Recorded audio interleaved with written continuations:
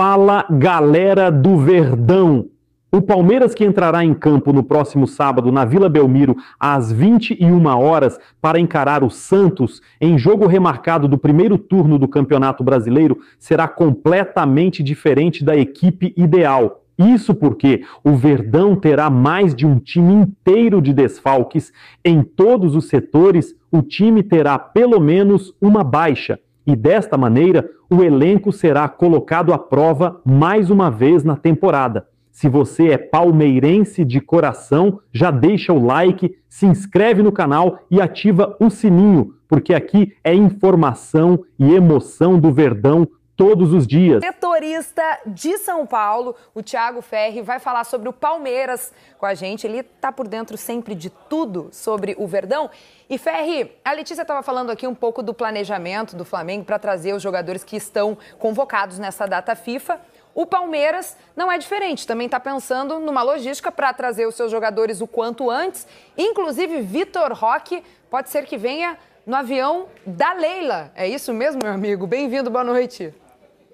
É isso, Kelly, Bené, Jéssica, Letícia, Caio, todo mundo que acompanhou está na área. O Palmeiras montando a logística, porque assim como a Letícia falou, né, nessa reta final, Flamengo e Palmeiras querem ter o elenco mais completo possível nesses jogos que restam. Então, o Palmeiras montou uma estratégia especificamente para o Vitor Roque, que vai estar com a seleção brasileira, vai estar na Europa, vai estar na França, joga contra a Tunísia no dia 18, na terça-feira, e o Palmeiras joga dia 19 contra o Vitória no Allianz Parque, um jogo importante no Campeonato Brasileiro. Então, a estratégia do Palmeiras vai ser a seguinte: a Leila Pereira, presidente do clube, vai estar na Europa. Então, o Vitor Roque vai voltar no avião da presidente do Palmeiras junto com ela para o Brasil, e não só ele. Outros dois jogadores que estão convocados pelo técnico Carlo Ancelotti para essa data FIFA, Fabrício Bruno do Cruzeiro e o Paulo Henrique também do Vasco, eles vão voltar nesse avião, eles vão voltar junto com o Vitor Roque para que estejam disponíveis tanto para Cruzeiro e Vasco nesses jogos finais de Campeonato Brasileiro. A Leila Pereira falou que foi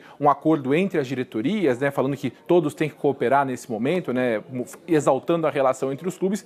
Então, o Palmeiras já montou esse plano para tentar. Aí é o que a Letícia falou no caso do Flamengo também, e vale para o Palmeiras. Avaliar como é que esses jogadores vão se apresentar. Se o Vitor Roque ele vai de fato jogar, se ele vai ter minutos. O Palmeiras faz essa avaliação, tem também esse contato com as seleções para ver como é que esses jogadores vão se reapresentar. É o caso mais complicado pensando no jogo com Vitória, porque o Vitor Roque vai estar na Europa.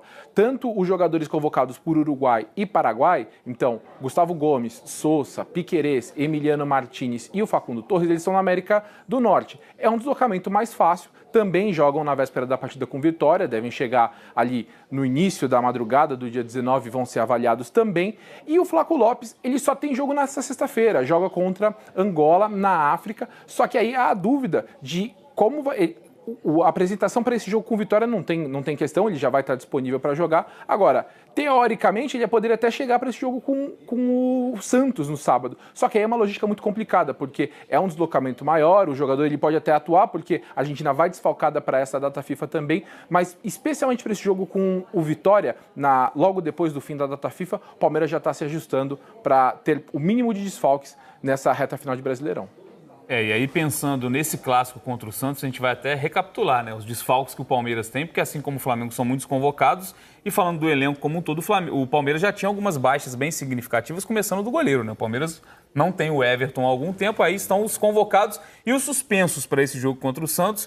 O Alan foi suspenso porque foi punido pelo STJD por uma expulsão, né, no meio do ano, se eu não me engano, em julho ou junho, num jogo contra o Fluminense, ele tomou o cartão vermelho. Isso é outra situação que... Cumpriu a suspensão automática, só foi julgado agora essa semana, então pegou mais um jogo, vai cumprir agora contra o Santos. O Andrés Pereira tomou o terceiro cartão amarelo contra o Mirassol, também está fora. E aí os convocados, Gustavo Gomes e Sousa da seleção paraguaia, Flaco Lopes da seleção argentina, Vitor Roque na seleção brasileira, Emiliano Martínez, Facundo Torres e Piquerez da seleção uruguaia, incluindo o Everton, e aí os dois que já estão fora há muito tempo, Lucas Evangelista e Paulinho. Caio, você já tinha colocado aqui, o contexto do Palmeiras é mais complexo porque enfrenta uma equipe que é uma adversária, né, é um rival, o Santos, fora de casa na Vila Belmiro, e numa equipe que está buscando alguma coisa ainda, que tem mais qualidade que o Sport. Então talvez o Palmeiras sinta um pouco mais a falta desses jogadores. E vou até abrir aqui uns bastidores, estávamos conversando aqui, Ferri, até falamos sobre isso ontem,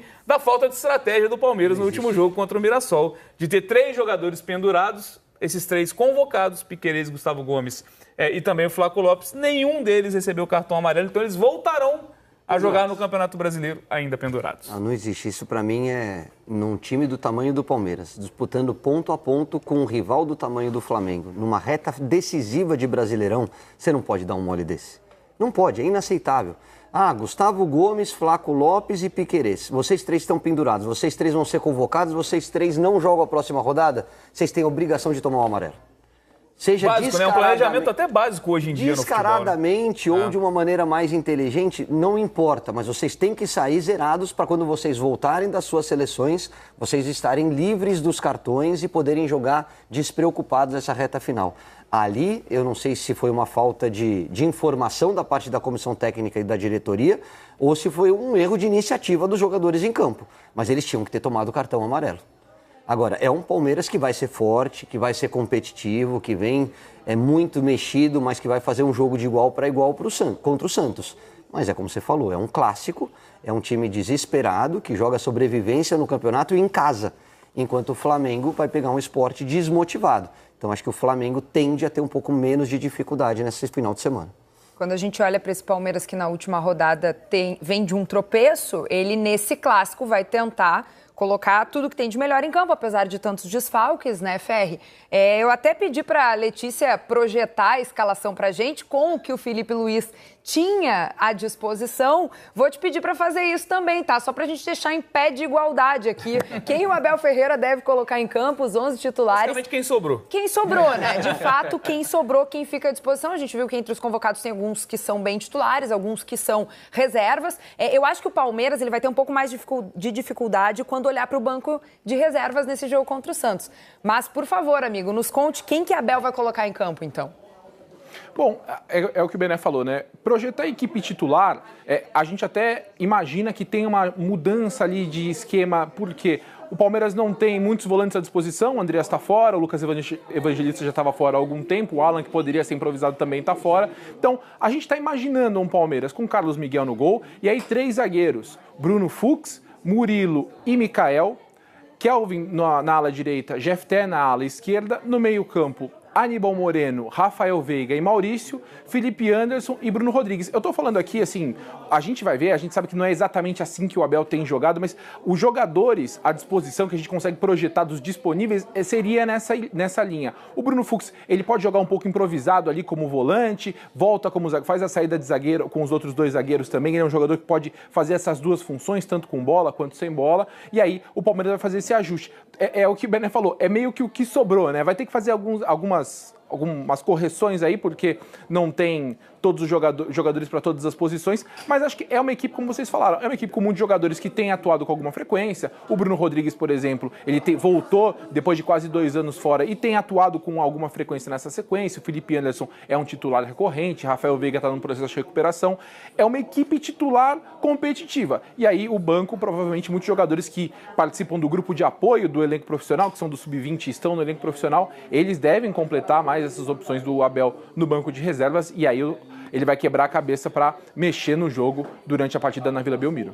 E aí, Jéssica, muda a forma de jogar, muda o esquema tático, como a gente está vendo, algo que o Palmeiras até já fez em outros momentos da temporada. E falando mais da parte ofensiva, a gente tem mudança também de característica dos jogadores, né? A gente fala muito desse encaixe de Vitor Roque e Flaco Lopes, desse time que o Abel tem, né, do que sobrou dessa escalação provável para o jogo contra o Santos, são jogadores de características diferentes também. Ele vai ter uma trinca de meias ali, digamos assim, com Felipe Anderson, Maurício e Rafael Veiga. O Bruno Rodrigues, que é um jogador que está voltando a ter espaço também, deu conta do recado nas vezes que entrou, acabou marcando gols importantes para o Palmeiras. Muda isso, a forma de jogar, né, aquele campinho que a gente viu desenhado, e também características de alguns jogadores importantes. Sim, já é um ataque mais posicional, né? Mas o Palmeiras, ele sabe lidar com essas mudanças táticas, assim. Claro que o Abel, ele trabalhou para encontrar uma forma de jogo ideal para o Palmeiras, e o Palmeiras, a partir disso, deslanchou com a dupla de ataque.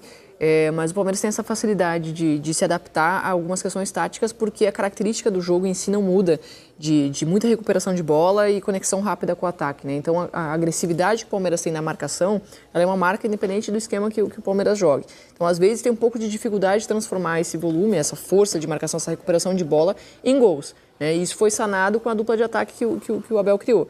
E talvez isso seja um pequeno problema, mas eu acho que ainda assim tem jogadores que conseguem dar conta do recado, sabe? O Palmeiras vai ter que ter muito cuidado, acho que é um jogo difícil contra alguém que está desesperado para escapar da zona de rebaixamento. Nem sempre o jogo é fácil, acho que pelo contrário, é um clássico muito complicado.